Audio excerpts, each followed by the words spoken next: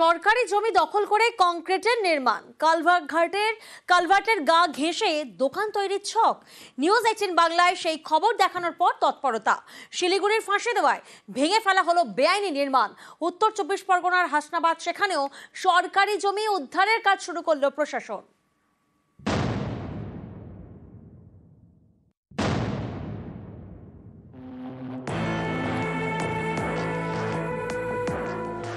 রাজ্য সড়কের পাশে সরকারি জমি, এই জমি দখল করে কংক্রিটের নির্মাণ। এ ছবি শিলিগুড়ির ফাঁসি দেওয়ার। গত বৃহস্পতিবার এই খবর দেখায় নিউজ 18 বাংলা। তারপরেই পদক্ষেপ।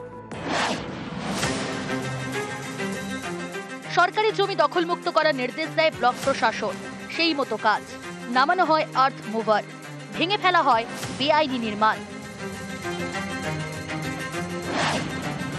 এই যে দুদিন আগে আপনাদের চ্যানেলের মারফতে যে খবরটা হয়েছিল যে অবৈধ নির্মাণ হয়েছে আমাদের এখানে, তো আপনার নিউজ হওয়ার পরেই আমরাও গেছিলাম প্রশাসনের কাছে।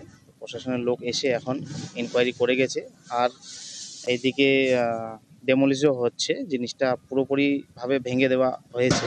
সবচেয়ে প্রথমে আপনাকে ধন্যবাদ জানাই আপনাদের চ্যানেলকে, কারণ আপনারা এই যেটা আবহাওয়ার জিনিসটা আমাদের নজরে আসলেন, আর এমনি জনগণ থেকেও কমপ্লেন এসেছিল। তারপরে আমরা ওটা ভেরিফাই করে দেখলাম যে সত্যি ওটা অবৈধ, যেটা অবৈধ নির্মাণও ছিল ওটা উনি আজকে সকাল থেকে ভেঙে দিয়েছে।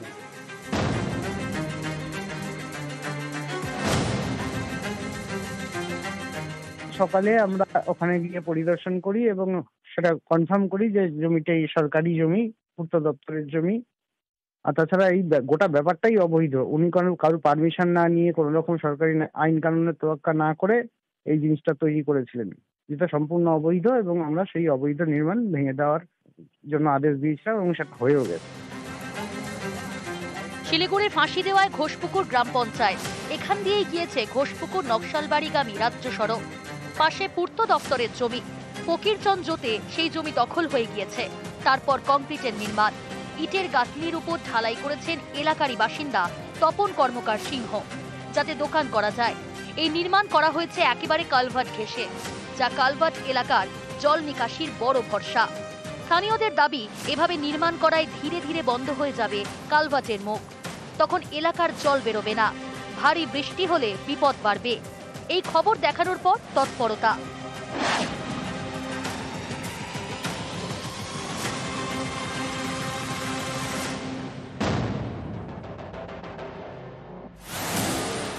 উত্তর 24 পরগনার হাসনাবাদ, গা ঘেঁষে বয়ে গিয়েছে ইছামতি। এই নদীর পাড়ে জেলা পরিষদের জমি, সব মিলিয়ে 248 বিঘা। স্থানীয়দের দাবি, প্রায় 20 বছর আগে এই জমি লিজ দেওয়া হয়। এরপর তৈরি হয় 4টি ইটভাটা, 2টো ভেরি, কিন্তু লিজের টাকা জেলা পরিষদের অ্যাকাউন্টে ঢোকে না। এই সব জমি উদ্ধারে নামলো জেলা প্রশাসন।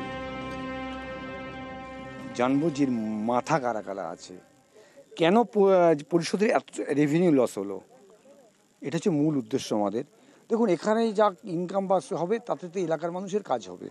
জেলার উন্নয়নের জন্য যা যা করার কথা এখানে আমরা সেটাই নিয়ে এসেছি, এবং আজকে আমার মনে হলো এলাকার মানুষ জেনে গেল এটা পরিষদের সম্পত্তি, কারোর ব্যক্তিগত নয়। জেলা পরিষদ সম্পত্তি আমরা জানতাম না, এটা আমরা জানতাম যে পঞ্চায়েত সমিতির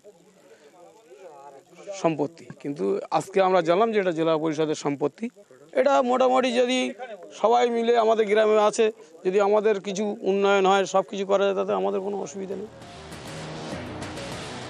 ফাঁসি দেওয়া থেকে বিশ্বজিৎ মিশ্র এবং হাসনাবাদ থেকে জিয়াউল আলম, নিউজ 18 বাংলা।